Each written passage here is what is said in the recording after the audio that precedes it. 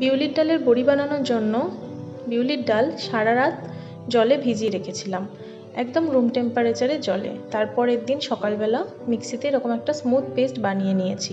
পেস্টটা একটু টাইট হতে হবে, প্রয়োজন মতন জল ব্যবহার করা যাবে পেস্ট করার সময়। এবার 8-10 মিনিট ভালো করে ফাটাতে হবে, কোনো কিছু মেশানোর দরকার নেই।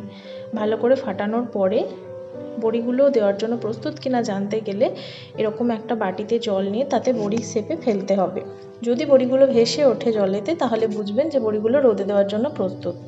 এবার এই বড়িগুলো আমি জল থেকে তুলে আরও 1 মিনিট ফাটিয়ে নিয়ে রোদে বড়ি দিতে চলে গিয়েছিলাম। সেদিন রোদের তেজ এতই ছিল যে ফোনের স্ক্রিনের দিকে তাকিয়ে আমি বুঝতেই পারিনি যে ভিডিওর ক্যামেরাটা ঠিকঠাক ফোকাস হয়নি। যাই হোক, একটা শুকনো স্টিলের থালায় সর্ষের তেল মাখিয়ে নিয়ে বড়িগুলো আমি দিয়েছি। আপনারা যেমন পারবেন দেবেন, আমিও খুব ভালো পারিনি, চেষ্টা করেছি ঠিকঠাক শেপ দিতে।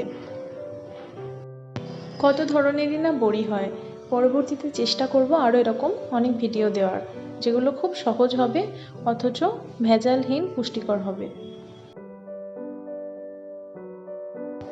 আমি এখানে 2 ধরনের বড়ি দিয়েছি। প্রথমে নর্মাল বিউলির ডালের বড়ি দিয়েছি, তারপরে সেই ব্যাটারটাতেই অল্প একটু হিং আর মৌরি মিশিয়ে হিঙের বড়ি দিয়েছি।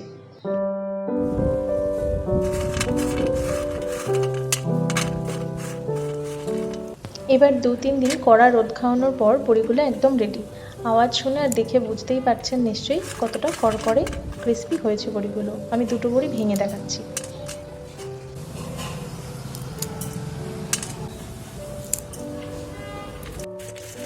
তো এবার আমি বড়িগুলো ভালো করে কৌটো করে রেখে দেব। স্পেশাল রান্নায় বা মাছের ঝোলে এই বড়িগুলো খুব ভালো লাগবে। আপনারাও বাড়িতে এরকমভাবে বানাতে পারেন। জানাতে ভুলবেন না কেমন হলো। সবাই ভালো থাকবেন, সুস্থ থাকবেন। ভিডিওটা ভালো লাগলে একটু শেয়ার করে দেবেন। ধন্যবাদ।